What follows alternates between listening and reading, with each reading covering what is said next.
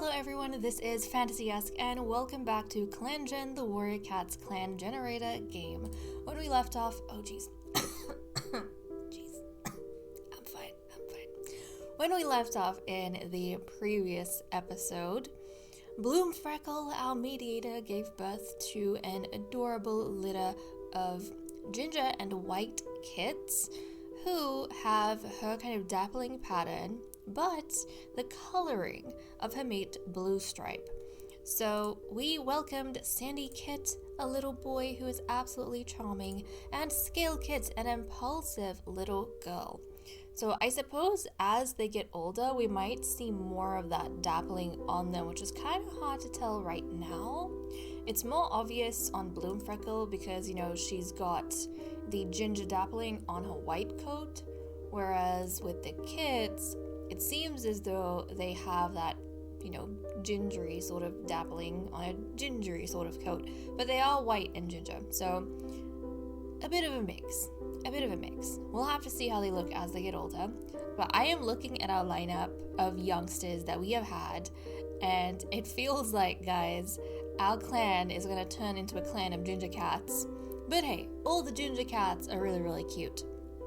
So anyways, let us go ahead. Oh yeah, other than that, we actually had Dawn Valley, our deputy, step down from his role and enter retirement. So he spends his days chilling with Daisy Wish now.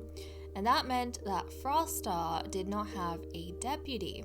And I think when we left off, we were wondering who was going to become our new deputy. So since then, guys, Froststar has gone ahead and appointed someone new to take over the role Dawn Valley left behind. And the cat that she has appointed as deputy is, in fact, Snail Dusk. That's right, guys. Snail Dusk, who, if you think about it, has actually had a lot of life experience. She has been a deputy, a mediator, a medicine cat, and now a deputy again, second time round. So she's been through a lot of different roles, and Froststar is aware that in the beginning Snail Dusk was deputy and was actually getting quite stressed by that role, which is why when the changes kind of happened and Dawn Valley stepped down as leader, Snail Dusk moved over to being a mediator instead of a deputy because she was getting quite overwhelmed. But Froststar is kind of hoping that Snail Dusk, maybe because she kind of settled into the role of mediator really well, and she was kind of doing a good job of being a medicine cat until, she got pregnant, and then she couldn't work for a while.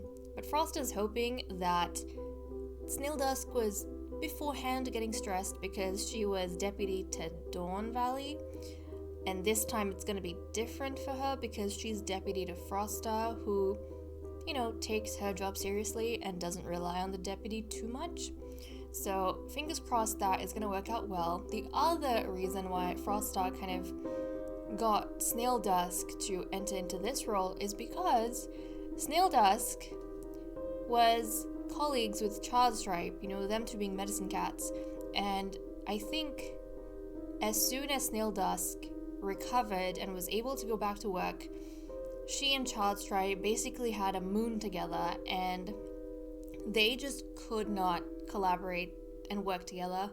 They were not working out the way that, Froststar was maybe hoping. So rather than them two butting heads in the medicine cat den because they have very different opinions about how to go about their roles, Froststar thought that maybe it'd be better for Snail Dusk to help her out as deputy. That kind of leaves Charred Stripe to her own devices. She has been overwhelmed though, so we're gonna have to see how that goes for her. I was thinking that, once Snail Dusk was better, then she would have some help, but then they weren't getting along well. So I don't know. Hopefully Charred Stripe works out what she's doing as Medicine Cat Den, and kind of settles into her role a bit better, but she has been struggling more than some of the other cats were when they became medicine cats. So I don't know, we'll have to see how that goes. But okay guys, let us dive into the list over here and see what everyone is up to. So Frosta is wondering what the clan thinks of her leadership. We were just talking in the last episode about how some of the clan members were starting, like Bloomfreckle was starting to question Frosta and how she's slowing down and she's not as strong as before, and the people that she is, or the cats she's choosing to fulfill certain roles like deputy. And Cicada Lotus, he actually defended Frosta, which was really, really nice. And I think this kind of shows that everyone, more or less, they're becoming okay with her. I mean, we have cats that are trying to step out, like her son and apprentice Smokepaw. He doesn't want to put too much pressure on his mother. Like we said, Cicada Lotus. And also, I think Dawn Valley stepping down as deputy has helped kind of ease some of the grumbles that might have been happening. So there is that. And this also kind of makes me curious about actually, what are the other cats thinking? And I kind of want to use maybe the relationship panel to see how the cats are thinking about her leadership. And the way I want to kind of assess that, is by pulling up, my throat, by pulling up the relationship panel and actually seeing if Frosta features in any cat's top 4. If she features in one of the top 4, then I'm going to say they are really supportive, or still supportive, of Frosta as leader. So we're going to dive into this real quick. So if Frosta is one of the top 4 here for any other cat, then we'll say that, they support her. And the cool thing about, these relationships, which I didn't want to get into too much beforehand, or I had a specific way of using it, which I've now changed, but the cool thing is that it's not mutual for everyone. The way Frosta feels about these cats might not be mutual. For her inner circle, she might not actually feature right up there when it comes to, seeing how they feel.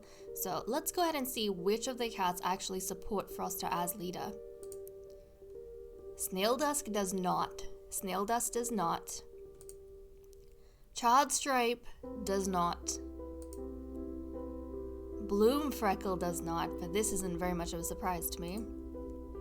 Okay, Iris Quiver actually supports Frosta as the leader because she is kind of featuring on the top 4 over here. So he is supportive of Frosta as the current leader. Cicada Lotus is supportive of Frosta as the current leader, which makes sense. And I mean, he actually defended her. I think this moon defended, some of the other people who are grumbling. Blue Stripe does not support Frosta as the current leader. Smokepaw does. That's adorable. He supports his mother, which makes total sense to me. Daisy Wish supports. Okay, that also makes sense to me. Daisy Wish was the, Frosta's previous deputy, so it makes sense that she supports Frosta. Dawn Valley, of course, supports his mate Frosta as leader. And then we have the youngsters, right, who, don't really know much. They're little itty-bitty babies, so I don't think they would be too aware of everything. If anything, I feel like instead of the kids, because, they're just being raised, I think at most the apprentices, their opinions probably matter on these kind of things. So out of the cats we just saw, guys, it seems as though, let's see, 1, Iris Quiver, Cicada Lotus 2, Smokepaw 3, and Dawn Valley 4. Wait, Daisy Wish 5. So 5 of the cats actually support Frosta as leader, whereas Snaildusk, Charred Stripe, Bloomfreckle, and Blue Stripe, 4 cats don't, they're questioning her as leader. They feel like she's too old to be leader right now. But then we have 5 cats who are kind of supporting Frosta and feel like they're still quite happy to be under her leadership. So okay, that was pretty cool. I want to start using the relationships more for things like this. Okay. Snaildusk saw a yappy little dog today. Charred Stripe was startled awake in the wee hours by a vivid dream. Okay, she had a very vivid dream. I wonder about what. Bloom Freckle is wondering if she made the right decision in becoming mediator. Okay. Now this is very, very interesting over here. Obviously, she's still recovering from birth, but I wonder, since the mediator is someone, I mean, she was doing a good job beforehand, I think primarily mediating between Cicada Lotus and Snail Dusk, and, encouraging kits, because that's what we use the mediator for in our gameplay, is to encourage kits and help with bloodlines and breeding. But we don't really have anyone who is going to be focusing on kits right now, since all of the cats who can have kits, or the mated pairs that we're working on, they've given us kits. So nothing really going on now. So mediator doesn't really have much of, I suppose, like a big sort of, thing to do right now. And also, a mediator cannot go out and hunt and participate in a lot of things. And Bloom Freckle, we know, is a renowned hunter. So I wonder if she's feeling a little bit idle and useless. Like she feels the need to maybe channel herself into something else. But she has time because she is recovering from birth. So I don't know how that's going to go. She is questioning a lot of things, though, about being mediator. So that's kind of intriguing. Iris Quiver cleans the clearing of fallen leaves, so he's being pretty helpful over here, which is quite nice. Cicada Lotus catches extra prey for Leaf Bear. Okay, so he is following in the footsteps of what Iris Quiver, I think, was doing last moon, and is trying to be really useful over here, especially because we have so many mouths to feed. Or, we have so many little mouths to feed, considering our warrior count is quite low. Blue Stripe saw some kitty pets playing with colorful moss balls. Smoke Paw catches extra prey for Leaf Bear. Okay, that's adorable. So I imagine that Smoke Paw actually went out with Cicada Lotus and they caught extra prey together for Leaf Bear. And I really like the fact that Smoke Paw has actually been spending time with the other warriors to train, and in doing that, kind of give his mother and mentor a little bit of relief from training him. Daisy Wish is assisting with camp cleanup, which is very nice of her because, she is a retired elder now, so she doesn't really have to do too much over here, but she's assisting. Again, maybe she kind of is feeling the camp divided over whether they support Froststar or not as leader, so she's actually trying to be helpful over here. Dawn Valley is debating on which prey to take from the fresh kill pile. Of course, this is what he is spending his elder days doing, debating. Like, we have the youngsters, literally his son, trying to catch extra prey for the fresh kill pile, and then Dawn Valley over here is just munching on the prey that his son brings. Locust Kit knocked himself over with a sneeze. Oh, he's so adorable. Oh, Locust Kit. Duck Kit wonders what it's like to be a loner. I think Duck Kit over here has maybe heard some stories about some of the, other cats who came through Feather Clan beforehand, maybe members of Drift Clan, and even I suppose we did save a kitty pet not too long ago, and then we did come across, or I should say, was it Chard Stripe who came across a bunch of kittens that were then sent to Drift Clan? So maybe Duck Kit is wondering how life must be like when you don't have a supportive sort of clan and family like she does to look after her. Like, how wild would that be? And she's very shy and reliant on her mother Snail Dusk, so I think that would be very, very difficult for her. Sandy Kit snuggles up to the belly of Bloom Freckle, of course, because, he was just born, along with his sister Scale Kit, who is also snuggling up to the belly of Bloom Freckle. So that is really adorable. Also, guys, something that completely, two events from the last episode that completely went over my head, and then after I finished the episode, something clicked in my head, and then those events made sense. Really quickly, we had, over here, Daisy Wish's feelings are hurt by something that Sandy Kit said, but Sandy Kit's apology is half-hearted. And that confused me. Couldn't figure out what was happening there. And then I realized belatedly that Daisy Wish is Sandy Kit's grandmother. Sandy Kit and Scale Kit's grandmother. And you know how sometimes, right, you have like old relatives that met you when you were young, but you haven't seen them since, and then they come to visit the family and they always ask this question. They look at you and they ask you, do you remember me? But no, how am I supposed to remember you? I met you when I was a baby. So I think that's what's going on here. Daisy Wish probably excitedly went into Bloomfrickle's den to see her grandchildren, and she probably just went straight up to Sandy Kit and was probably asking Sandy Kit, do you know who I am? Do you know who I am? And poor Sandy Kit, he's barely opened his eyes, and he's probably saying, I'm sorry, I don't know, I don't know. And this is what it is, that Sandy Kit's apology is half-hearted, because this poor thing doesn't know who he's supposed to be recognizing. He's barely been around. And sometimes, these old people and these older relatives, they kind of don't make sense with their reactions. They kind of take things to heart that don't entirely make sense. If you say you don't recognize them, they'll feel a little bit hurt by it. But how can you blame me? I was a child, or I was a baby. So I think the same thing here. It's not logical, but Daisy Wish, old little Daisy Wish, she was way too excited about this, and she got very disappointed when she realized that the little kid, Sandy Kit, couldn't recognize her as Sandy Kit's grandmother. So, that was one thing. The other thing, I was talking about how Iris Quiver wanted to sneak along the border with Scale Kit, and how Cicada Lotus would be very, very upset if Iris Quiver got Scale Kit kind of lost and go out to the camp. The other thing that clicked me is Iris Quiver is Scale Kit's grandfather. Iris Quiver is Scale Kit and Sandy Kit's grandfather. So obviously he would not risk his grandchildren like that, but he's spending time with and trying to entertain his granddaughter over here, which is so adorable. And then of course, Daisy Wish is, spending time with her grandson.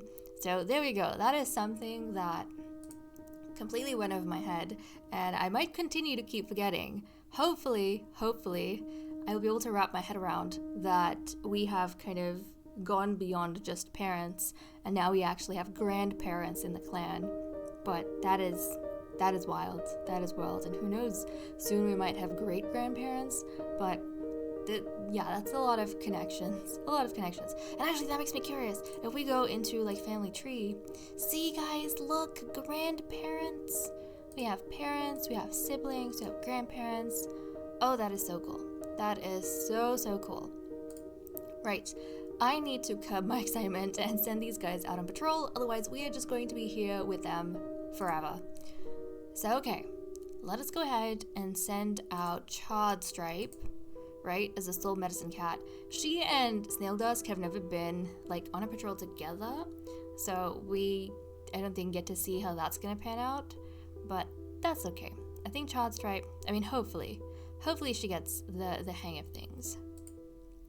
With Leaffall washing the world in tones of red and brown, Charred Stripe feels the need to gather as many elder leaves as possible. Before the season turns and the clan must survive without new stocks during Leaf Bear. There's a particular tree in a sheltered dip along a stream she wants to check on today. So Charred Stripe is going to go ahead and look at that, ignoring the leaves piled up at the tree's base, which, like any herbal potency, Charred Stripe is pickier with her gathering. She chooses leaves as close to green as possible for maximum usefulness, which she finds tends to fade the redder her leaves get.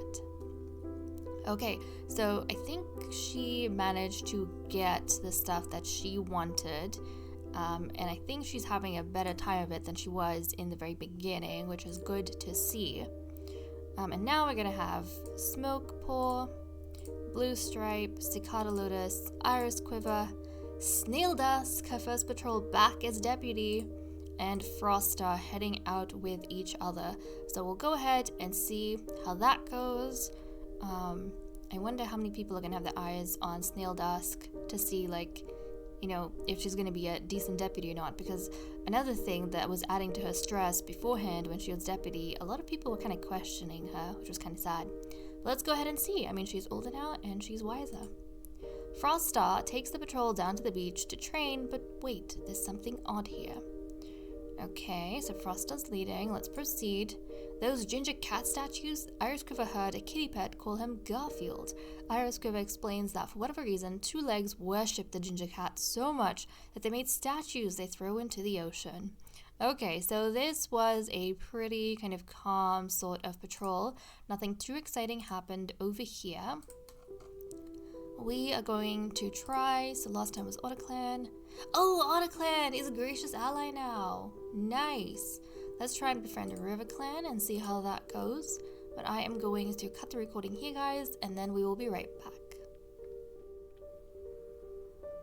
It is time for us to skip a moon and see what happens. One of the things that I'm going to be looking out for, obviously I'm excited to see the little kits become 1 moon old, because they'll open their eyes and we'll get to see them a little bit better. The other thing, I'm hoping that Blue Stripe and Bloom Freckle kind of patch up a bit, because they did have a fight about whether or not they would take future mates if anything happens to them. So I'm hoping that we don't get any sort of bad news. Okay.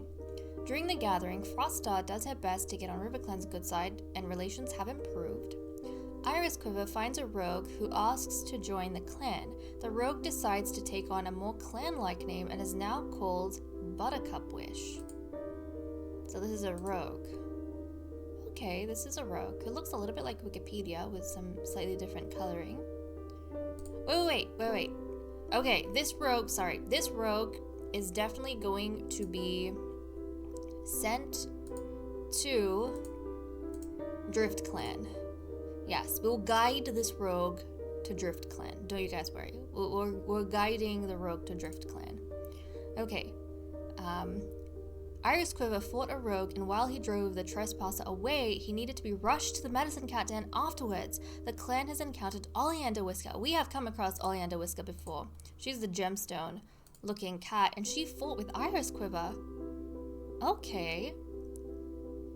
So rumors reach your clan that the exiled Burm has died recently. Oh guys, so Burm has passed away. Oh wow, okay, Burm. She actually stayed with us. Like, she stayed with us for quite a while, and then she went with the Drift Clan during the Great Exile.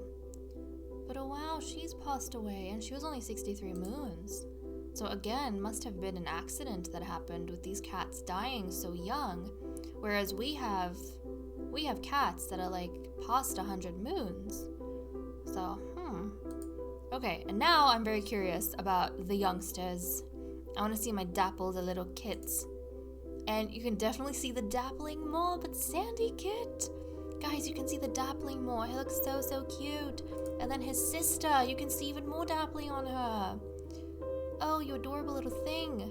So she is still impulsive, and he is still, charming, his charming little self. They look so adorable. They look so cute. Oh my goodness. Okay. So definitely, we couldn't see, at least I couldn't see the dappling when they were like 0 moons old. When they were newborn, I couldn't see dappling. But now that they're 1 moon old, they look so adorable. And very different to their parents, actually. Very different. They looked quite similar. I suppose to Blue Stripe when they were like newborns, but now that they've kind of, grown up just a little bit, they're stretched out a little bit, then I can kind of see, yeah, they look quite different from their parents. But still, that's adorable. We have a really interesting lineup of ginger cats. Like, they're all ginger, but they're different. So that's kind of cool. Okay, let us head back into events and see what is going on with our relationships. And this time, I'll try and keep in mind that Daisy Wish and Iris Quiver are grandparents. Okay, Cicada Lotus notices some of Child Stripe's fur on his fresh kill, which is neutral. After a rough storm gets into the medicine den, Bloom Freckle helps Child Stripe pick up herbs. Oh, Oh, okay, look at Bloomfreckle actually being helpful to Childstripe, the new medicine cat. And Bloomfreckle, she's still recovering from birth, but we kind of saw that she was questioning whether being like a mediator was the right thing for her, or maybe is the right thing for her. And I mean, she's helping out Childstripe, so I wonder if that's an indication of anything. Okay, Bloomfreckle swaps favorite prey with Childstripe again, so these two are really bonding with each other. I guess Childstripe really appreciated the help that Bloomfreckle gave her. So that's kind of nice. Froststar clears up a misunderstanding with Bluestripe. I wonder what sort of misunderstanding they had with each other. I think what we looked at, like in the Last Moon, Bluestripe is actually one of the cats that doesn't have as... I don't think he has faith in Froststar as a leader. He is one of the, cats who thinks that Froststar is getting a bit too old. Even though his mother and father both support Froststar, he doesn't support Froststar as leader. So maybe Froststar is trying to clear up any misunderstandings that he might have, so that she can reassure him that, yes, she has crossed many moons, but she is still fully capable to be their leader. And then Froststar did morning stretches with a bunch of cats that weren't too happy about it. Snail Dusk makes a crude remark about the clan to Froststar, and that was a negative sort of effect. And we know that Snail Dusk does not support Froststar as leader right now. So, that's kind of interesting though, now that I realize it, because Froststar has appointed Snail Dusk as her deputy. And her deputy, unlike her last two deputies who have believed in her always, her newest deputy, Snail Dusk, actually doesn't believe in Froststar as leader. So I wonder how that's gonna factor into their dynamic and their roles. But yeah, Snail Dusk over here. Interesting. She said something about the clan that Froststar didn't take too well. Froststar and Dawn Valley have been sickeningly lovey-dovey all day, so their relationship is still going good. But I wonder if Bloomfreckle, I think right now she doesn't really have much to say about that, or it doesn't bother her as much, because Dawn Valley is no longer deputy. Dawn Valley does something that badly affects Daisy Wish. You know what? He's probably, in the Elder Den with her, taking over her space, maybe going ahead and doing the kind of stuff that Daisy Wish doesn't find too fun. She's actually trying to help, or she was in the Last Moon, trying to help clean up around the den or around the camp, whereas Dawn Valley is eating extra food from the fresh kill pile. So yeah, she's probably getting annoyed at him. Locust Kit told Daisy Wish a joke that she didn't find funny. Oh, okay, I think Daisy Wish was just irritated from Dawn Valley. Maybe that's why she didn't take the joke too well. After the gathering, Snail Dusk notices that Bloomfreckle is making sure everyone got home. Oh, that's adorable. So Bloomfreckle, she's still recovering, but I guess she went to the gathering. And she's making sure everyone got home just fine.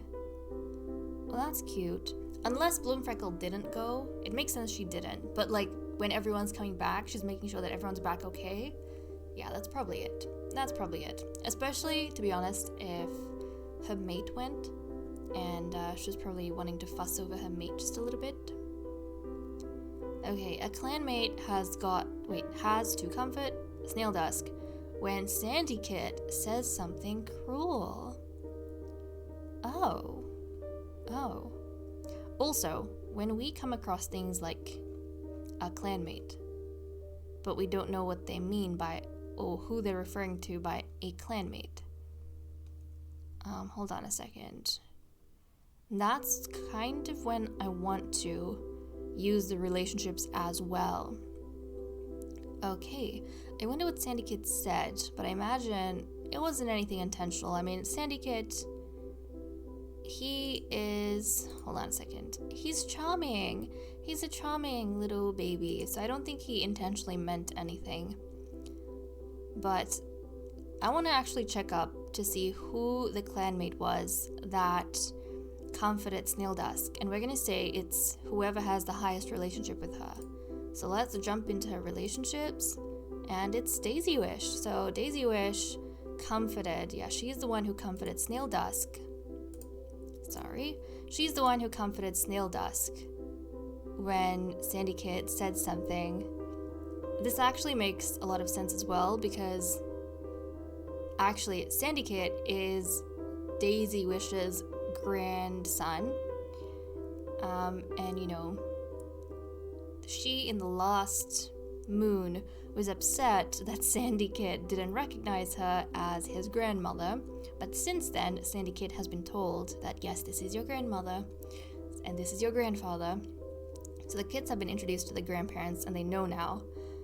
But of course, you have the complexity of Snail Dusk being Daisy Wish's mate. So maybe Snail Dusk went to say hello to Sandy Kit, and maybe she was saying that I'm also kind of your grandmother, and Sandy Kit was like, no, you're not. Like, I already have a grandmother, that's Daisy Wish, and I already have a grandfather, that's Iris Quiver. And maybe that's what Snail Dusk got hurt by, and then Daisy Wish, had to come and comfort her. And obviously Sandy Kit wouldn't realize that he's, being a little bit cruel to maybe Snail Dusk, because maybe he doesn't understand the complexities of relationships going on. Okay. Iris Quiver notices that Blue Stripe is never congratulated for his accomplishments as much as everyone else. Aww. Oh, that's so sad. So Iris Quiver is actually noticing that his son is quite insecure and is never really congratulated, so he is going ahead and telling his son that, you're doing great. You're doing great, son. I think you're doing amazing. And also, having a litter of really healthy kids with hopefully thriving personalities is also something to be congratulated for. So that's really sweet. I feel like Iris Quiver and Blue Stripe have really had like a father-son moment, so this is actually very nice. Iris Quiver thinks that Sandy Kit, his grandson, smells nice today. Locust Kit offers Buttercup Wish some tips for building a new nest. Okay, so I imagine Locust Kit was chatting with Buttercup Wish before she went over to Drift Clan, like in the brief moment that she was with us. Either that. No. Yes, that's probably what happened, because we sent her to Drift Clan, like after we turned the moon. So he's over there making sure that, she's able to fend for herself when she gets over to Drift Clan. So that's really, really sweet of him. Duck Kit offers Buttercup Wish some feathers as a welcome gift that he can use to decorate his new nest. Oh, Locust Kit and Duck Kit, look at these guys. I really like the imagery that these two siblings, they actually spend quite a bit of time together, doing things together. So over here with back-to-back interactions, I kind of like imagining that they both went over to Buttercup Wish, and Duck Kit, this adorable Duck Kit who was really shy, gave Buttercup Wish some feathers before she left to decorate her nest, and Locust Kit gave us some tips for building a new nest when she goes over to Drift Clan. So that's actually so adorable. Okay, Cicada Lotus offers Buttercup Wish some tips for building a new nest. Okay, and then Cicada Lotus, their father probably went over with them, and he also gave some tips. And the fact that Locust Kit and Cicada Lotus, the father-son, are doing the same things, like both giving tips on nest building, I just love that.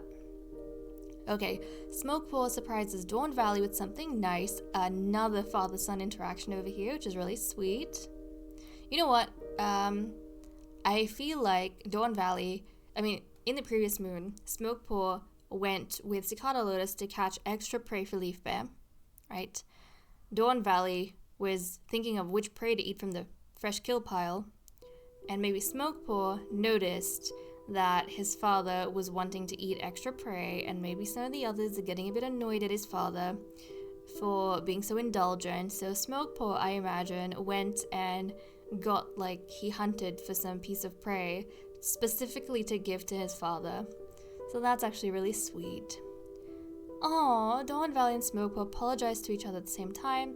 So I think Oh, that's sweet. So Dawn Valley probably was really touched by his son going hunting for him just so he could have something extra to eat. And he probably, apologized for being overbearing and putting more stress on him and, eating from the pile even though really he should try not to. And Smokepaw probably apologized for not being strong enough to go get 10 times as much prey so his father can eat all the prey he wants. That's really adorable though. Okay, Childstripe enjoys the time with Cicada Lotus and feels secure. Okay, so they're getting along quite well. Childstripe, Froststar, and Bluestripe had a nice talk while eating. Childstripe feels bad that she caused a problem for Locust Kit. What kind of problem did you cause? I am not sure. A clanmate accuses Bluestripe of copying one of Smokepaw's jokes. Okay. So I guess, guys, again, now it's time to see who the heck accused Bluestripe. And we're gonna say that whoever has the least relationship with Bluestripe is the one who accused him. So let's go check that out.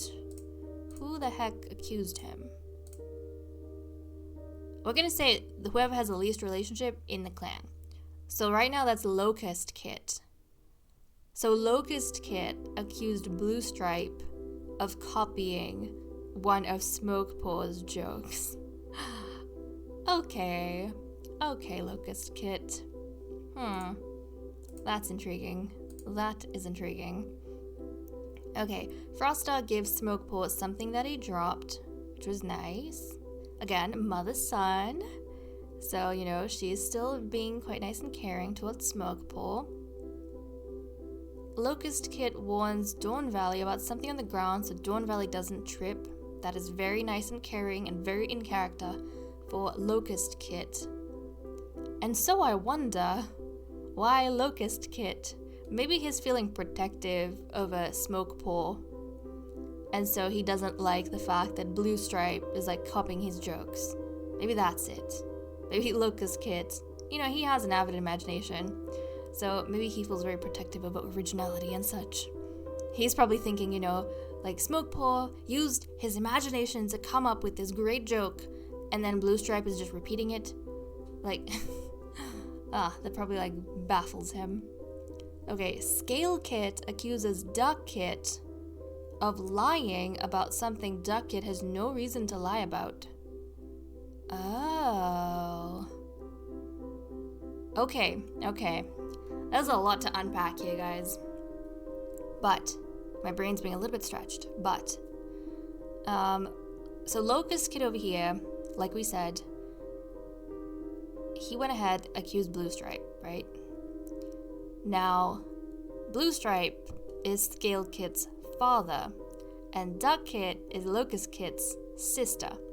So I wonder if Duck Kit was kind of defending her brother, and why, and her brother's very convoluted reasoning for accusing Bluestripe. And Scale Kit, who is very protective over her father, is saying that Duck Kit is lying about Locust Kit having a valid reason for acting the way he did. And so she's really upset about that. I think this is what's going on over here. It's all tied in together in this huge web. Okay, Childstripe soothes Sandy Kit during a scary storm, which is actually very sweet of her, especially, as she's the medicine cat. And then finally, only Scale Kit and Duck Kit, who are fighting, know the details about a specific piece of clan drama. Okay, and the last negative event that happened is literally Scale Kit and Duck Kit fighting. So I wonder if they had this little fight with each other, and then they decided to keep it a secret. So nobody else in the clan except these two know that they had this fight over Locust Kit and Bluestripe. It is solely between them. They're the only ones who know the details about their own drama. Okay, understood. I get it. Right, okay guys. Well, it seems as though we have better acquainted ourselves with all of our lovely cats, and the dramas they've been getting up to, and also the way the relationships have been panning out. But okay guys, with that said and done, I am going to leave off here. Thank you so much for watching. I hope you all enjoyed, and I will see you all next time. Bye bye.